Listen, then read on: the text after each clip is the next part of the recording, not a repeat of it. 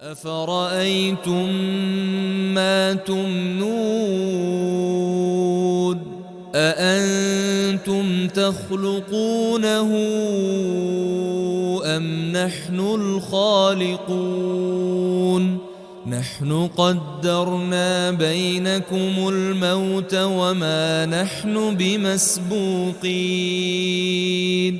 على أن نبدل أمثالكم وننشئكم فيما لا تعلمون ولقد علمتم النشأة الأولى فلولا تذكرون.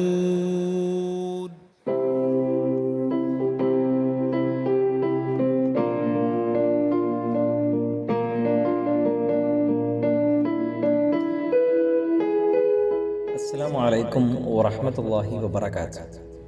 الحمد لله رب العالمين والعاقبة للمتقين ولا عدوان إلا على الظالمين ونبينا محمد وعلى آله وصحبه أجمعين أما بعد. ഏറെ സ്നേഹമുള്ള വിശ്വാസിനികളെ, വിശുദ്ധ ഖുർആൻ 56-ാം അധ്യായം സൂറ അൽ വാഖിയയിലെ 58 മുതൽ 62 വരെയുള്ള ആയത്തുകളിൽ മനുഷ്യരായ നമ്മെ ഏവരെയും ഏറെ ചിന്തിപ്പിക്കേണ്ട ചില കാര്യങ്ങൾ അല്ലാഹു സുബ്ഹാനഹു വ തആല ഉത്ബോധിപ്പിക്കുന്നുണ്ട്. ആ വിഷയവുമായി ബന്ധപ്പെട്ട് നമ്മൾ ആലോചനാ വിധേയമാക്കുകയും പഠന വിധേയമാക്കുകയും ചെയ്യേണ്ട ചില കാര്യങ്ങളെയാണ് സൂചിപ്പിക്കുന്നത്. അള്ളാഹുവിൻ്റെ സൃഷ്ടികളിലേറെ സവിശേഷതയുള്ള ഒരു സൃഷ്ടിയാണ് മനുഷ്യൻ. മറ്റു സൃഷ്ടികൾക്കില്ലാത്ത പല കഴിവുകളും മനുഷ്യനുണ്ട്. ചിന്താശേഷിയും സത്യവും അസത്യവും നന്മയും തിന്മയും വേർതിരിച്ചു മനസ്സിലാക്കാനുള്ള വിവേചന ബുദ്ധിയും കൊണ്ട് ഏറെ അനുഗ്രഹീതനാണ് മനുഷ്യൻ. ഈ അനുഗ്രഹങ്ങളെല്ലാം നൽകി അള്ളാഹു മനുഷ്യനെ ഭൂമിയിലേക്ക് അയച്ചത് വിശുദ്ധ വേദഗ്രന്ഥത്തിൽ വളരെ കൃത്യമായി ഉത്ബോധിപ്പിച്ച കാര്യമാണ്. അള്ളാഹുവിനെ മാത്രം ആരാധിക്കുവാനും അവന് സമ്പൂർണമായി കീഴൊതുങ്ങി ജീവിക്കുവാനും വേണ്ടിയാണ്. മനുഷ്യൻ എന്ന സൃഷ്ടി ജന്മന ജിജ്ഞാസുവാണ്. കുട്ടിക്കാലത്ത് തന്നെ കളിപ്പാട്ടം തല്ലിയുടച്ച് അതിനുള്ളിലുള്ളത് എന്താണെന്ന് അറിയാനുള്ള താല്പര്യം ഏതൊരു കുട്ടിയും കാണിക്കും. ശരീരം വളരുന്നതിനനുസരിച്ച് അവൻ്റെ ചിന്തകളും വളരും. തനിക്ക് ചുറ്റുമുള്ള ജീവജാലങ്ങളെക്കുറിച്ചും മൃഗങ്ങളെക്കുറിച്ചും പ്രപഞ്ചത്തെക്കുറിച്ചും സൃഷ്ടിവൈഭവങ്ങളെക്കുറിച്ചും ഓരോ മനുഷ്യനും അവൻ്റെ വളർച്ചയ്ക്കനുസരിച്ച് ചിന്തിച്ചു തുടങ്ങാറുണ്ട്. മനുഷ്യൻ തന്നെക്കുറിച്ച് പഠിക്കാൻ ശ്രമിച്ചാൽ സൃഷ്ടാവിൻ്റെ വൈഭവം കണ്ടെത്താൻ ഏറെ സാധിക്കുന്ന ഒന്നാണ്. തൻ്റെ ശരീരത്തിലെ അതിസൂക്ഷ്മവും സങ്കീർണവുമായ ആന്തരിക പ്രവർത്തനങ്ങൾ നിയന്ത്രിക്കുന്ന നാഥനെ അവൻ നമിച്ചു പോകും. ഏത് സൃഷ്ടിയെക്കുറിച്ച് ചിന്തിച്ചാലും സൃഷ്ടാവിൻ്റെ ഈ സൃഷ്ടി വൈഭവം കണ്ടെത്താൻ കഴിയും. അതുകൊണ്ട് തന്നെയാണ് അല്ലാഹു സുബ്ഹാനഹു വ തആല ജൈവ അജൈവ വസ്തുക്കളെക്കുറിച്ച് നമ്മളോട് ചിന്തിക്കുവാനും പഠനം നടത്തുവാനുമൊക്കെ വിശുദ്ധ ഖുർആനിലൂടെ ഉത്ബോധിപ്പിക്കുന്നത്. വിശുദ്ധ ഖുർആനിലെ 88-ാം അധ്യായത്തിൽ അല്ലാഹു സുബ്ഹാനഹു വ തആല പറയുന്നുണ്ടല്ലോ, ഒട്ടകത്തിൻ്റെ നേർക്കവർ നോക്കുന്നില്ലേ, അതെങ്ങനെ സൃഷ്ടിക്കപ്പെട്ടിരിക്കുന്നു എന്ന്. ആകാശത്തേക്ക് അവർ നോക്കുന്നില്ലേ, അതെങ്ങനെയാണ് ഉയർത്തപ്പെട്ടിരിക്കുന്നു എന്ന്. പർവ്വതങ്ങളിലേക്ക് അവർ നോക്കുന്നില്ലേ, അവ എങ്ങനെ നാട്ടി നിർത്തപ്പെട്ടിരിക്കുന്നു എന്ന്. ഭൂമിയിലേക്ക് അവർ നോക്കുന്നില്ലേ, അതെങ്ങനെ പരത്തപ്പെട്ടിരിക്കുന്നു എന്ന്.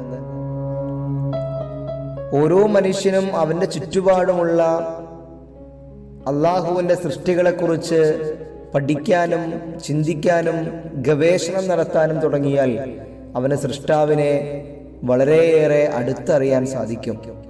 മറ്റൊരധ്യായത്തിൽ അല്ലാഹു സുബ്ഹാനഹു വ തആല പറയുന്നുണ്ട്, ദൃഢവിശ്വാസമുള്ളവർക്ക് ഭൂമിയിൽ പല ദൃഷ്ടാന്തങ്ങളുണ്ട്, നിങ്ങളിൽ തന്നെയും പല ദൃഷ്ടാന്തങ്ങളുണ്ട്, എന്നിട്ട് നിങ്ങളത് കണ്ടറിയുന്നില്ലേ? വിശുദ്ധ ഖുർആനിലെ 51 അധ്യായത്തിലെ അള്ളാഹുവിൻ്റെ ഉത്ബോധനമാണിത്. ഇത്രയേറെ സവിശേഷതകളുള്ള മനുഷ്യനെ സൃഷ്ടിക്കുന്നതിൽ മനുഷ്യന് എന്ത് പങ്കാണുള്ളത്?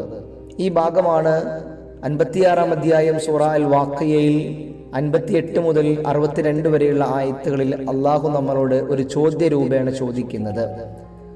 ഓരോ മനുഷ്യനും ചിന്തിക്കുകയും ആലോചിക്കുകയും ചെയ്യേണ്ട വളരെ ഗൗരവമേറിയ ഒരു വിഷയമാണ് അള്ളാഹു ചോദിക്കുന്നത്.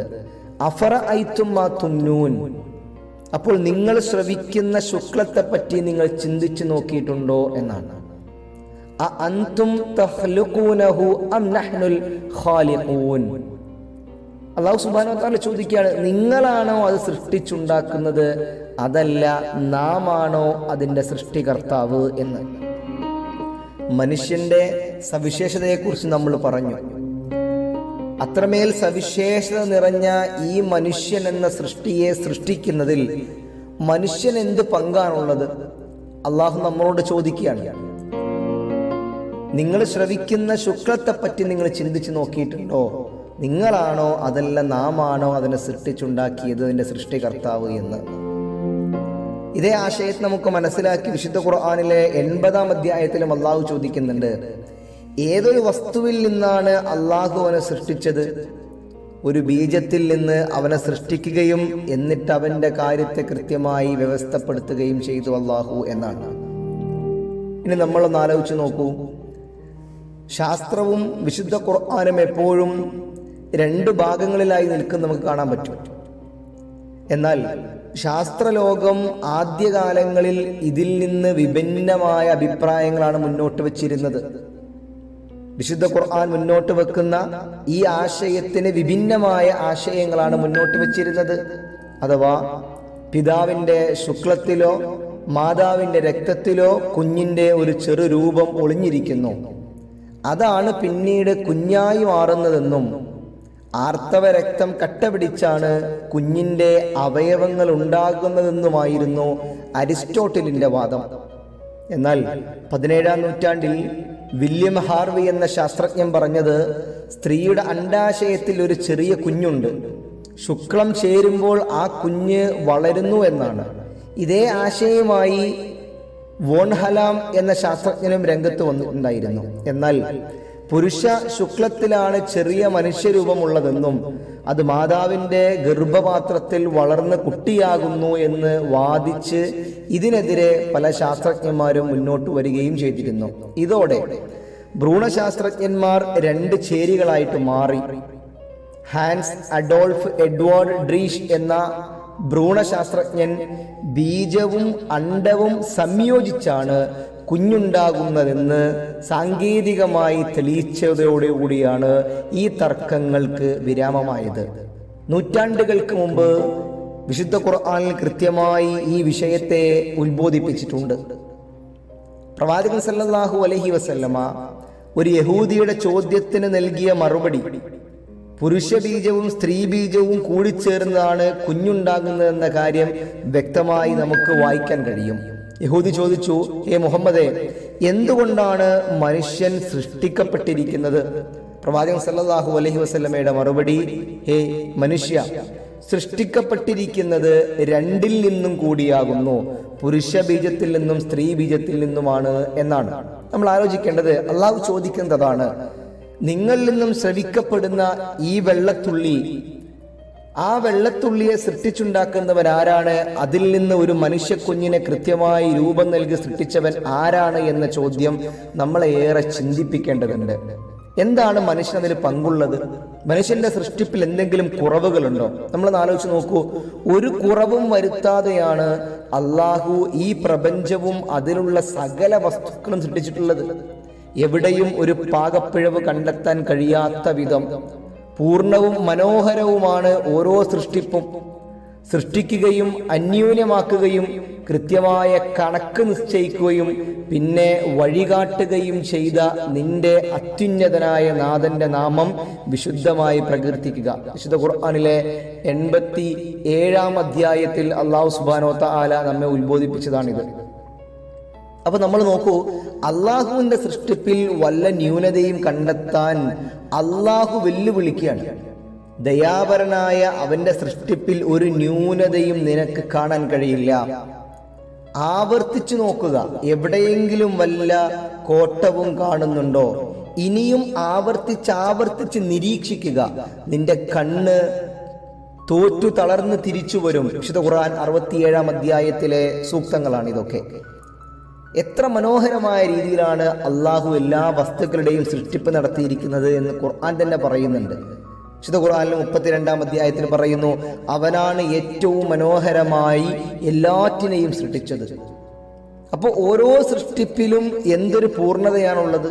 അതിനേക്കാൾ നല്ലൊരു മോഡൽ ആ ഇനത്തിൽ മറ്റൊരാൾക്ക് അവതരിപ്പിക്കാൻ കഴിയാത്ത വിധം പൂർണ്ണവും കൃത്യവുമാണ്. അപ്പോൾ മനുഷ്യരായ നമ്മളിൽ നിന്നും ശ്രവിക്കപ്പെടുന്ന ശുക്ലത്തെക്കുറിച്ച് നമ്മൾ ആലോചിച്ചിട്ടുണ്ടോ? ആരാണിത് സംവിധാനിച്ചത്? അതിൽ നിന്നും ഒരു മനുഷ്യക്കുഞ്ഞിനെ ഇത്രമേൽ കൃത്യതയാർന്ന ഒരു ന്യൂനതയുമില്ലാതെ മനോഹരമായ രൂപത്തിൽ സൃഷ്ടിച്ചവൻ ആരാണ്? ഇപ്പൊ നമ്മൾ ഉദാഹരണമായി നമ്മുടെ മനുഷ്യരായ നമ്മുടെ രൂപം തന്നെ എടുത്തു നോക്കൂ. എത്ര കാലമായി ഒരേ രൂപം തന്നെ പുറത്തു വന്നുകൊണ്ടിരിക്കുന്നു. ആർക്കെങ്കിലും ആ രൂപത്തോട് വല്ല മടുപ്പുമുണ്ടോ? ആർക്കെങ്കിലും ആ രൂപത്തോടൊരു വെറുപ്പുണ്ടോ? വർഷാവർഷങ്ങളിൽ പുറത്തിറങ്ങിക്കൊണ്ടിരിക്കുന്ന പുതിയ മോഡൽ കാറുകളെപ്പോലെ മനുഷ്യന്റെ മോഡലിലും രൂപഭാവങ്ങളിലും മാറ്റം വേണമെന്ന് ഇന്നേ വരെ ലോകത്ത് ഒരു മനുഷ്യനും ആവശ്യപ്പെട്ടിട്ടില്ലല്ലോ. കണ്ണിന്റെയും മൂക്കിന്റെയും സ്ഥാനം അല്പം തെറ്റിയാൽ അതൊരു പുതിയ മോഡലായി കാണാതെ ഉടനെ തന്നെ അത് ശരിപ്പെടുത്താനുള്ള പരക്കം പാച്ചിലാണ് മനുഷ്യരായ നമ്മുടെ ജീവിതത്തിൽ ഉണ്ടാവുക. മനുഷ്യ മോഡൽ മനോഹരവും സമ്പൂർണവുമാണ്. വിശുദ്ധ ഖുർആനിലെ 95-ാം അധ്യായത്തിൽ 4-ാം സൂക്തത്തിൽ അല്ലാഹു സുബ്ഹാനഹു വ തആല പറയുന്നു, മനുഷ്യനെ ഏറ്റവും ഉത്തമമായ ആകാരത്തിലാണ് നാം സൃഷ്ടിച്ചിരിക്കുന്നത്. 82-ാം അധ്യായത്തിൽ 6, 7, 8 ആയത്തുകൾ അല്ലാഹു ചോദിക്കുന്ന ചോദ്യമുണ്ട്. അല്ലയോ മനുഷ്യ, ഉദാരനായ നിന്റെ നാഥന്റെ കാര്യത്തിൽ നിന്നെ വഞ്ചിച്ചു കളഞ്ഞത് എന്താണ്? അവൻ നിന്നെ സൃഷ്ടിച്ചു, ഏറ്റക്കുറച്ചിലില്ലാതെ ശരിപ്പെടുത്തി, സന്തുലിതമാക്കി. ഏത് രൂപത്തിൽ നിന്ന് സംവിധാനിക്കണമെന്ന് ഉദ്ദേശിച്ചുവോ ആ രൂപത്തിൽ കൃത്യമായി സംവിധാനിച്ചു.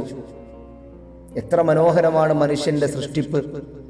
ഇങ്ങനെ മനുഷ്യരായ എന്നെയും നിങ്ങളെയും ഒക്കെ അല്ലാഹു സുബ്ഹാനഹു വ തആല ന്യൂനതകളില്ലാതെ അതിമനോഹരമായ ഘടനയോടുകൂടിയും രൂപത്തോടുകൂടിയും സൃഷ്ടിച്ചിരിക്കുകയാണ്.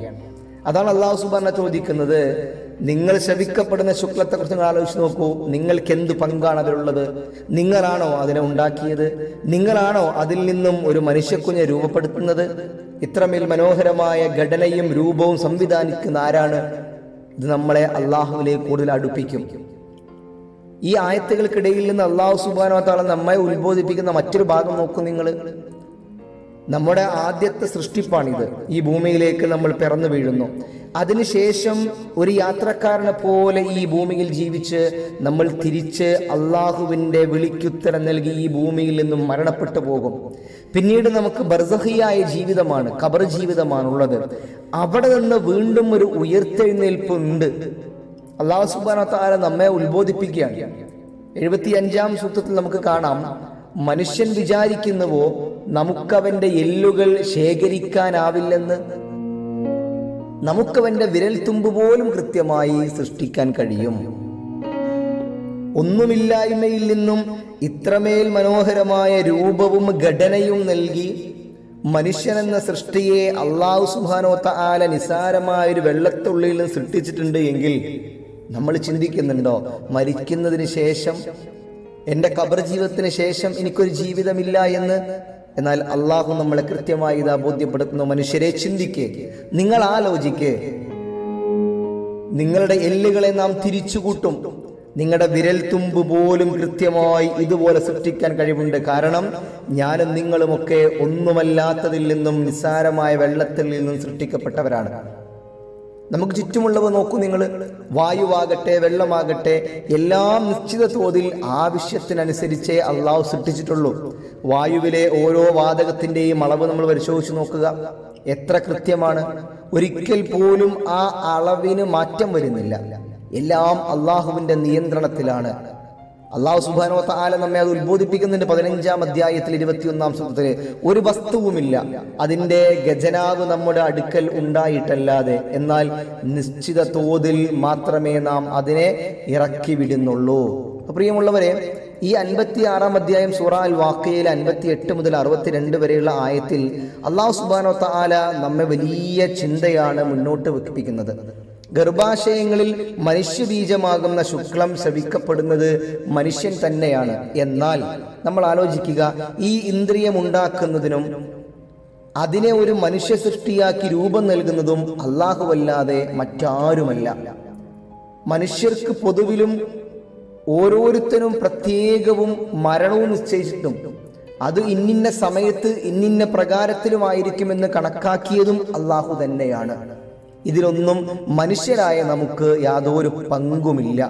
നിലവിലുള്ള ആളുകൾക്ക് പകരം അവരുടെ സ്ഥാനത്ത് അവരെ പോലെ മറ്റൊരു കൂട്ടരെ ഈ ലോകത്ത് കൊണ്ടുവന്ന് താമസിപ്പിക്കുവാനും മനുഷ്യർക്ക് അറിവും പരിചയവുമില്ലാത്ത ഏതെങ്കിലും ഒരു രൂപത്തിലോ സമ്പ്രദായത്തിലോ മനുഷ്യന് അസ്തിത്വം നൽകുവാനും അല്ലാഹുവിന് കഴിയും. അങ്ങനെ ആ റബ്ബ് ചെയ്യുന്ന പക്ഷം അവനെ കവച്ചു വെച്ച് ആ റബ്ബിനെ പരാജയപ്പെടുത്തി അത് മുടക്കുവാൻ യാതൊരു ശക്തിക്കും സാധ്യമല്ല. ഇതെല്ലാം നിഷേധിക്കാനാവാത്ത യാഥാർത്ഥ്യങ്ങളാണ്. പഠന വിധേയമാക്കിയാൽ, ചിന്താവിധേയമാക്കിയാൽ നമുക്കത് ബോധ്യപ്പെടും. അതുകൊണ്ട് തന്നെ നമ്മളുടെ ഒന്നാമത്തെ സൃഷ്ടിപ്പും അതിൻ്റെ രൂപവും അത്രമേൽ മനോഹരമാണ്. അതിൻ്റെ അനന്തര നടപടികൾ, നടത്തിപ്പ് കാര്യങ്ങളും ചെയ്യുന്നതുമൊക്കെ അല്ലാഹു സുബ്ഹാനഹു വ തആലയാണ്. ആ അല്ലാഹുവിന് രണ്ടാമതൊരു ജീവിതം കൂടി നമുക്ക് നൽകുവാൻ കഴിയുക തന്നെ ചെയ്യും. അതുകൊണ്ട് നമുക്ക് വീണ്ടും ഒരു ജീവിതമുണ്ട്. നമ്മൾ ആലോചിക്കുക, നമ്മൾ ചിന്തിക്കുക, നമ്മൾ പഠിക്കുക.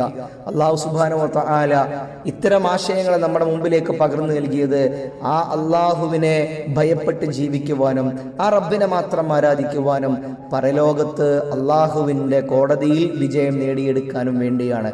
ജീവിതത്തിൽ മനുഷ്യന്റെ സൃഷ്ടിപ്പിന്റെ അത്ഭുതകരമായ ഈ സൃഷ്ടിപ്പിന്റെ വൈഭവങ്ങളെ കുറിച്ച് നമ്മൾ ചിന്തിക്കുകയും ആലോചിക്കുകയും ചെയ്യുക.